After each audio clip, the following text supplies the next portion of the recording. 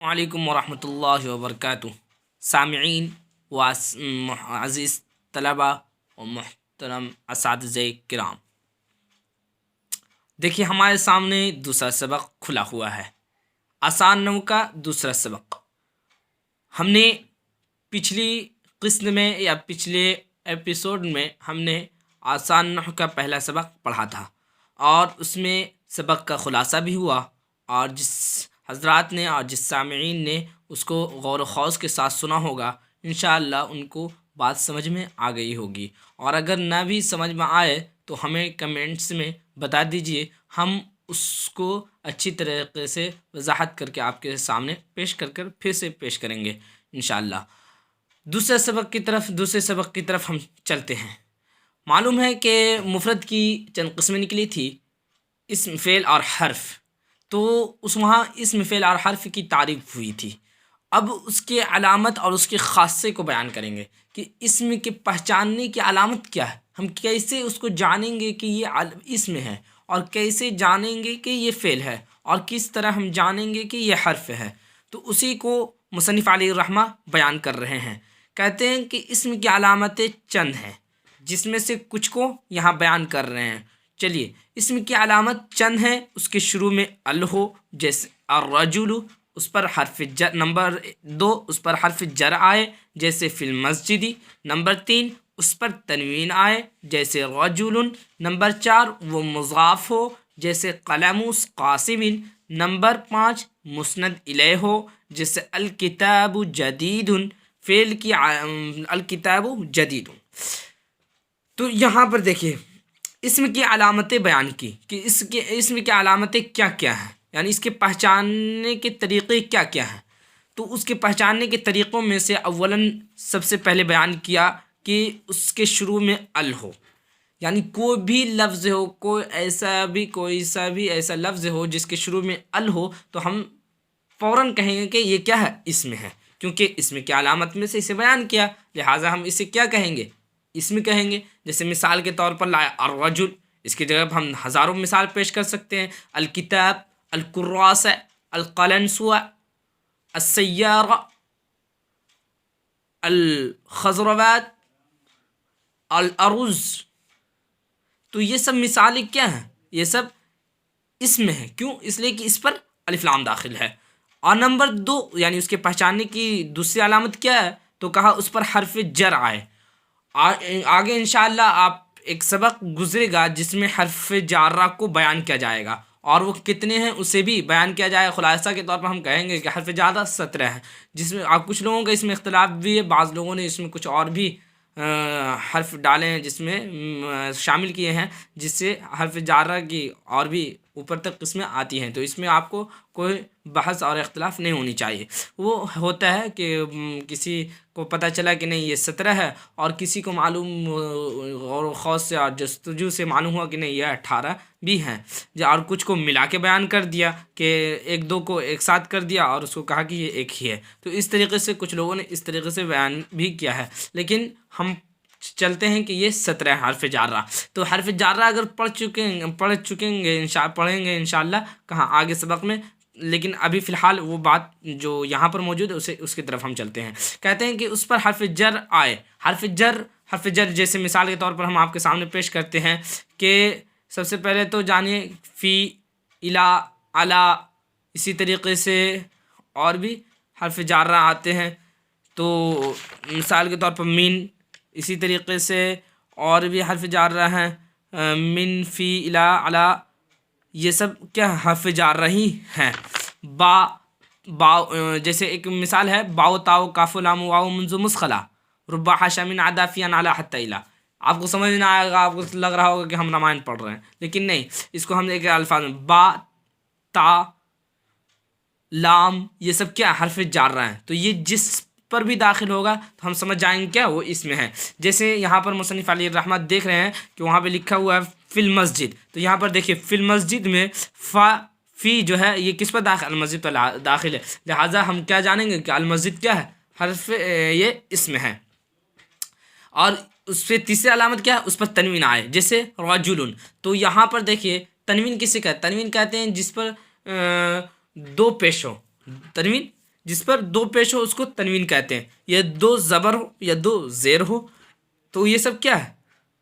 یہ سب تنوین ہے۔ لہٰذا اس پر دیکھیے مثال میں ہے کیا نام ہے، رجل، جو مصنف علیہ الرحمن نے پیش کیا ہے، یہاں پر دیکھیے تنوین ہے۔ اسی طریقے سے ہم اور بھی چیزیں لے لیں، رجل، مراتن، ولد، صبیان، یہ سب کیا ہے؟ اس پہ تنوین داخل، لہٰذا یہ کیا ہوں گے؟ اسم ہوں گے، کیونکہ اسم کی علامت اس پہ داخل ہے۔ نمبر 4 وہ مضاف ہو، جیسے قلم و قاسمین۔ مضاف کا کیا مطلب؟ یعنی اس کی کسی کی طرف اضافت کی گئی ہو، اس کو کیا کہتے ہیں؟ مضاف کہتے ہیں۔ جیسے قلم کی اضافت قاسم کی طرف کی گئی ہے، لہٰذا قلم کیا ہوگا؟ اسم ہوگا، کیونکہ یہ مضاف ہے۔ قلم و قاسمین میں قلم کی اضافت اسی طرف کی گئی ہے، قاسم کی طرف کی گئی ہے، تو جس کی اضافت کی جائے اس کو کیا کہتے ہیں؟ مضاف، اور جس کی طرف کیا جائے اس کو مضاف الیہ کہتے ہیں۔ تو اسم کی علامت میں بیان کیا کہ وہ مضاف ہو، جیسے قلم، تو کیونکہ قلم کی اضافت قاسم کی طرف قاسم کی طرف کی گئی، لہٰذا قلم کیا ہوگا؟ اسم ہوگا۔ اور اس کی 5ویں علامت کیا ہے؟ کہا مسند الیہ ہو۔ مسند الیہ، آپ سوچ رہے ہوں مسند الیہ کا کیا مطلب ہے بھائی؟ مسند الیہ کہتے کس کو؟ تو حاشیہ میں دیکھ رہے ہوں گے کہ حاشیہ میں لکھا ہے مسند الیہ وہ اسم ہے جس کی طرف کوئی چیز منسوب کی گئی ہو، جیسے کتاب کی طرف نیا ہونا۔ مثال کے طور پر یہاں جو مثال دی گئی ہے الکتاب جدید میں، دیکھیے کتاب کی طرف نئے ہونے کی نسبت کی، یعنی کتاب نئی ہے، یعنی نئے ہونے کی نسبت کس کی طرف کی گئی؟ کتاب کی طرف۔ تو یہاں پر کون مسند الیہ ہوگا؟ مسند الیہ کون کہلائے گا؟ جدید کہلائے گا۔ الکتاب مسند الیہ نو نو نو نو سوری، جدید مسند الیہ نہیں ہوگا، بلکہ کہا نا کہ مسند الیہ وہ ہے جس کی طرف کسی چیز کو منسوب کی گئی ہو، یا کسی صفت یا کسی کی خبر کو منسوب کی گئی ہو۔ تو یہاں پر دیکھیں الکتاب جدید میں کس کی طرف کیا چیز منسوب کی گئی ہے؟ کتاب کی طرف نئے ہونے کو، جدید کو منسوب کیا گیا ہے، تو الکتاب کیا ہوگا؟ اسم کہلائے گا۔ آگے چلتے ہیں فعل کی علامت کی طرف۔ اسم کی علامت کا خلاصہ ہو گیا، آپ نے سمجھ لیا ہوگا انشاءاللہ۔ فعل کی علامت کیا ہے؟ تو کہا فعل کی علامت نمبر 1 اس پر قد، سین اور سوف آئے، قد، سین اور سوف آئے، جیسے قد ضرب، تحقیق مارا اس نے، سیضرب ابھی مارے گا، سوف یضرب عن قریب مارے گا۔ نمبر 4 اس پر جزم دینے والا حرف آئے، جیسے لم یضرب نہیں مارا اس نے۔ نمبر 5 اس کے ساتھ ضمیر مرفوع متصل آئے، جیسے کتبو لکھا انہوں نے۔ آپ سوچ رہے ہوں گے کہ نمبر 1 سے ڈائریکٹ نمبر 4 کی طرف آ گئے، تو نہیں، دیکھیے آپ کتاب میں لکھی ہوئی ہے کہ نمبر 1 اور ساتھ ساتھ 3 بھی لکھی ہوئی ہے۔ کیوں؟ اس لیے کہ 1 سے 3 تک کو انہوں نے بیان کیا، قد 1، سین 2 اور سوف 3۔ تو 3 قسمیں یہاں پر ہو گئی، 3 علامت یہاں پر ہو گئی، چوتھی علامت یہاں سے شروع کیا، اس پر جزم دینے والا حرف آئے۔ تو کیا نام ہے، فعل کی علامتوں میں سے پہلی علامت کیا ہے کہ اس پر قد آئے، جیسے قد ضرب، تو یہاں پر دیکھیے کیا ہے، ضرب پر قد داخل ہے، لہٰذا ہم نے سمجھ لیا کہ یہ کیا ہے؟ قد، یہ فعل ہے، یہ قد نہیں، قد ضرب، یہ ضرب کیا ہے؟ فعل ہے۔ اس پر کہا، یعنی اس پر داخل ہو، اس پر آئے، تو جس پر آئے گا وہ فعل ہوگا۔ قد ضرب میں ضرب پر قد آیا ہے، تو ضرب فعل ہوگا، قد نہیں۔ تو فعل کی علامت پائی گئی، لہٰذا یہ فعل کہلائے گا۔ اور اس کے معنی کیا ہے قد ضرب کا؟ تو مصنف علیہ الرحمن نے لکھ دیا ہے تحقیق مارا اس نے، یعنی تحقیق کے مارا اس نے، اس طرح سے لکھنا چاہیے، کوئی بات نہیں، ہوتی ہے کتابت میں غلطی ہوتی رہتی ہے۔ تحقیق کے مارا اس نے، سیضرب ابھی مارے گا۔ یہاں پر دیکھیے نمبر 2 پر سین آئے، تو سین جو ہے یہاں پر کس پر داخل ہے؟ یضرب پر سین داخل ہے، لہٰذا جس پر داخل ہوگا وہ فعل کہلائے گا۔ تو یضرب پر سین داخل ہے، لہٰذا یہ کیا ہوا؟ فعل ہوا، سیضرب۔ ابھی مارے گا، اس کے معنی ہوں گے، یعنی یہ فعل مضارع میں خاص ہو جاتا ہے، سین جب داخل ہوتا ہے، وہ بات کی بات ہے، بعد میں انشاءاللہ بیان ہوں گی۔ جب ابھی فی الحال اسی کی طرف چلتے ہیں۔ اور نمبر 3 پہ کہا، بیان کیا کہ سوفا آئے، اس پہ داخل ہو، تو دیکھیں سوفا یضرب عن قریب مارے گا، عن قریب مارے گا، یعنی عن قریب وہ مارے گا، تو سوفا اس پر داخل ہے، کس پر؟ یضرب، لہٰذا یہ فعل کہلائے گا۔ نمبر 4 پر بیان کیا اس پر جزم دینے والا حرف آئے، یعنی اس لفظ پر کوئی جزم دینے والا حرف آ جائے تو وہ کیا کہلائے گا؟ فعل کہلائے گا۔ جیسے لم یضرب میں دیکھیے کہ جزم ہے کس پر؟ با پر، تو کون جزم دے رہا؟ لم دے رہا، اور جس پر آیا ہے وہ فعل ہوگا، لہٰذا یضرب یہ کیا ہے؟ فعل کہلائے گا۔ نہیں مارا اس نے، اس کے معنی ہے یہ لم نافیہ ہے جس کے معنی ہوگا نہیں مارا اس نے۔ نمبر 5 پر اس کے ساتھ ضمیر مرفوع متصل آئے، یعنی اس کے ساتھ ملی ہوئی ضمیر مرفوع۔ آپ سوچ رہے ہیں کہ ضمیر مرفوع کہتے کسے ہیں، تو جان لیجئے ضمیر مرفوع کہتے ہیں، مختصراً بیان کریں گے۔ ضمیر مرفوع وہ ہے، ضمیر مرفوع متصل جو ہے وہ فعل سے متصل کے معنی چمٹی ہوئی ہوتی ہے، متصل ضمیر مرفوع متصل یعنی وہ فعل سے لگی ہوئی ہوتی ہے، فعل سے چمٹی ہوئی۔ تو کتبو کے اندر دیکھیے اس میں ہم ضمیر، یا یہ کہ واو کو مان لیجئے واو علامت ہے اس کی، کس کی؟ ہم ضمیر یعنی جمع کی۔ تو کتبو میں ہم ضمیر اس کے اندر کوئی کہ ملی ہوئی ہے، لکھا انہوں نے۔ تو یہاں پر کیا ہے؟ ضمیر کتبو کے اندر ضمیر مرفوع متصل ہو، ضمیر کی دو قسمیں، ایک ضمیر مرفوع متصل اور ضمیر مرفوع متصل آئے۔ دیکھیے یہاں مرفوع متصل ہو، ضمیر مرفوع متصل ہو، یہ گویا کہ کیا ہے؟ ضمیر مرفوع متصل، یہ گویا کہ اس کے علامت میں سے ہے کہ ضمیر مرفوع متصل آئے، لکھا انہوں نے۔ تو یہاں پر متصل ہے، ضمیر مرفوع متصل ہونی چاہیے، ضمیر مرفوع منفصل یا ضمیر منفصل نہیں ہونی چاہیے، کیونکہ وہ پھر کیا ہے؟ فعل کی علامت نہیں کہلائے گی، وہ گویا کہ ایک الگ چیز ہو، ایک الگ ضمیر ہے۔ لیکن فعل کی علامت میں سے ایک علامت یہ بھی ہے کہ ضمیر مرفوع متصل اس کے ساتھ ہو، جیسے کتبو کے اندر دیکھیے اس کے اندر ضمیر مرفوع متصل ہے، جس کو ہم وہ اس کی علامت میں سے واو ہے، وہ پہچاننے کی ضمیر مرفوع متصل واو ہے، کیونکہ واو کو سمجھا جاتا ہے علامت کے طور پر، لیکن اس کے اندر ہم ضمیر موجود ہے، لکھا انہوں نے، یعنی اس کے اندر ضمیر کیسے؟ وہ واو سے سمجھا جائے گا۔ آگے حرف کی علامت، کیونکہ 3 باتیں ہوئی تھی نا، 3 قسمیں نکلی تھی مفرد کی، کہ اسم فعل اور حرف۔ تو حرف کی علامت کیا ہے؟ تو کہتے ہیں 2 کا تو خلاصہ ہو گیا، حرف کی علامت کیا ہے؟ تو حرف کی علامت یہ ہے کہ اس میں اسم اور فعل کی علامتیں نہ پائی جائیں، جیسے اسم کی اور فعل کی علامت، یعنی گویا کہ وہ دونوں کے اپوزٹ اور دونوں کی ضد ہوتی ہے۔ کون؟ حرف کی علامت۔ حرف کی علامت میں اس میں فعل یا اسم کی علامت کوئی بھی نہ پایا جائے تو وہ حرف کہلائے گا، جیسے کہ مثال میں من، فی، الا، تو اس میں دیکھیے کوئی بھی نہ الف لام داخل ہے، نہ اسی طریقے سے کوئی قد یا سین سوفا داخل ہے، یعنی فعل کی علامت کوئی بھی نہیں پایا جائے، لہٰذا یہ کیا ہوگا؟ حرف ہوگا۔ آگے مصنف علیہ الرحمٰن نے کہا کہ اوپر جو مثال آئی اسم کی تعریف گزری اور اسم کی علامت ہو گئی، اب اس کی قسمیں بیان کر رہے ہیں کہ اسم کی 3 قسمیں ہیں، جامد، مصدر اور مشتق۔ پہلے کی علامت بیان کیا، پہلے کی اب قسم بیان کر رہے ہیں کہ اسم کی 3 قسمیں، جامد، مصدر اور مشتق۔ جامد کہتے کسے؟ کہا کہ جامد وہ اسم ہے جو نہ خود کسی سے بنا ہو اور نہ کوئی کلمہ اس سے بنے، جیسے رجل فرس۔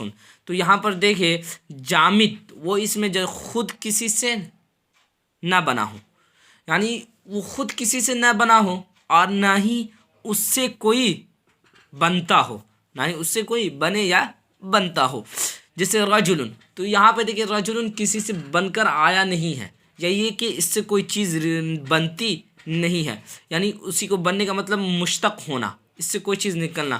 جیسے مثال کے طور پر آپ دیکھے ہوں گے کہ نیچے آ رہی وہ بات ہم بیان کریں گے اس کے اندر کہ نصر کس سے آیا؟ النصر سے آیا، اسی سے ضرب الضرب سے آیا، تو گویا کہ یہ کیا ہوا؟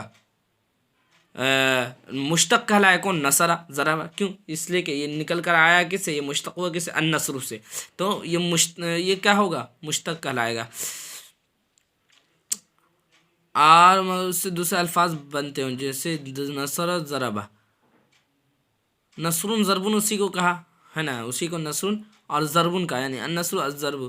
تو اس میں فعل، اس میں حرف، یہ سب آ جائیں گے اس میں فاعل۔ آگے ہم جو کہہ رہے تھے کہ اس میں جامد کہتے ہیں کہ جامد جو خود کسی سے نہ بنا ہو، یعنی اس سے کوئی چیز وہ خود کسی سے نہ بنا بلکہ وہ الگ، یعنی واضح نے اسی طریقے سے وضع کیا، اس سے کوئی چیز بنی نہیں ہے، اس سے کوئی وہ کسی سے نہیں بنا ہے، جیسے رجل یہ کسی سے بنا نہیں، اسی طرح فرس، یعنی جو بھی، جیسے مثال کے طور پر ایک اس میں رجل فرس قلنسوۃ، یہ سب کیا کسی سے بنا نہیں ہے، یہ سب کیا ہے؟ یہ سب اس میں جامد ہے۔ اور مصدر کسے کہتے ہیں؟ مصدر وہ اس میں جو خود تو کسی سے نہ بنا ہو مگر اس سے دوسرے الفاظ بنتے ہو۔ اس میں دیکھیے 2 پہلو میں سے ایک پہلو کیا ہوا؟ ایک پہلو مثبت والا ہوا کہ وہ خود کسی سے بنا تو نہ ہو لیکن اس سے بنتا ہو، لیکن پہلے والے میں دونوں میں کیا نفی والا جملہ، منفی جملہ ہے کہ خود بھی نہ بنا ہو کسی سے اور نہ ہی اس سے کوئی چیز بنتا ہو، لیکن اس میں ہے کیا کہ وہ تو کسی سے نہ بنا ہو لیکن اس سے بنتا ہو۔ تو دیکھیے یہاں پر نصر اور ضرب، اسی کو النصر اور ضرب بھی ہم نے آگے کہا، تو نصر اور ضرب دیکھیے یہاں پر یہ کیا ہے؟ مصدر ہے، اور یہ کسی سے بن کر نہیں آیا ہے، لیکن ہاں اس سے بنتا ہے۔ کیا بنتا ہے؟ اس میں فاعل، اس میں مفعول، اس میں امر، اسی طریقے سے بہت سی چیزیں ہیں، بہت سی چیزیں بنتی ہیں۔ وہ کیا ہے؟ وہ سب اس سے بنتے ہیں، لہٰذا یہ جس سے بنے گا وہ کیا کہلائے گا؟ مصدر کہلائے گا۔ تو نصر و ضرب کیا ہے؟ مصدر۔ اسی طریقے سے آگے مثال نصر، ضرب، طلب، حرس، بہت سی مثالیں اس کی ہیں۔ آگے کہتے ہیں مشتق وہ کسے کہتے ہیں؟ تو کیا مشتق وہ اسم ہے جو مصدر سے بنا ہو، مشتق وہ اسم ہے جو مصدر سے بنا ہو، جیسے، اور یہ 5 ہیں: اسم فاعل، اسم مفعول، اسم اعلیٰ، اسم ظرف اور اسم تفضیل، جیسے عالم، معلوم، مفتاح، مسجد اور اکبر۔ تو یہاں پہ دیکھیں مشتق وہ اسم ہے جو مصدر سے بنا۔ تو مصدر سے بننے والے بہت سے یعنی مثال ہیں اس کی، مشتق سے مصدر سے بننے والے۔ مصدر سے بننے والے کی مثال نصر ضربی ہوگا، کیونکہ یہ فعل ماضی، فعل مضارع، لیکن وہ کیا ہے؟ وہ مشتق ہے۔ اور مشتق 2 طرح کے ہوتے ہیں: ایک مشتق جو فعل بن جاتا ہے، اور اس میں سے کچھ مشتق وہ ہوتے ہیں جو اسم بن جاتے ہیں، یعنی اسم کیا پہچان اس پہ داخل ہو جاتا ہے۔ جیسے اسی کو بیان کیا، یہ 5 ہے، یعنی اسم مشتق 5 ہے، ورنہ تو مشتق بہت سارے ہیں۔ نصر ضرب ہے، اسی طرح سے اور بھی چیزیں، فعل امر، فعل نہیں ہے، یہ سب بھی کیا ہے؟ مشتق ہی ہے، لیکن کیا وہ اسم مشتق نہیں ہے۔ ہاں اسم مشتق کیا ہے؟ وہ 5 ہے۔ یہاں پہ گویا کہ یہ جو کہا کہ یہ 5 ہے، یعنی اسم مشتق، یعنی مشہور اسماء مشتقہ، ورنہ تو اسم مشتق بھی بہت سارے ہیں، کچھ ہیں جو 7 بھی کہتے ہیں کچھ لوگ، لیکن مشہور جو ہے وہ 5 ہی ہیں۔ اس میں فاعل ہے، اس میں مفعول ہے، اس میں اعلیٰ ہے، اسی طریقے سے اس میں ظرف ہے، اور اس میں تفضیل ہے۔ اس کی مثال سب کی دی ہے۔ اس میں فاعل جیسے عالم، حارث، اسی طریقے سے اور بھی جو مثال ہے طالب، تو یہ سب کیا ہے؟ اس میں فاعل ہے۔ اس میں مفعول ہو جیسے معلوم، مطلوب، مشغول، مقصود، یہ سب کیا ہے؟ اس میں مفعول ہے۔ دوسرا کا اس میں اعلیٰ جیسے مفتاح، مصباح۔ مفتاح منے کیا ہوتا ہے؟ چابی۔ مصباح منے بلب، یہ جو روشنی جو ہے، مصباح چراغ کے معنی میں بھی آتا ہے، اصل چراغ ہی مصباح روشن کرنا۔ اسی طریقے سے اس میں ظرف جیسے مسجد، اور اسی طریقے سے کیا ہوگا؟ مصلی، سجدے کرنے کی جگہ۔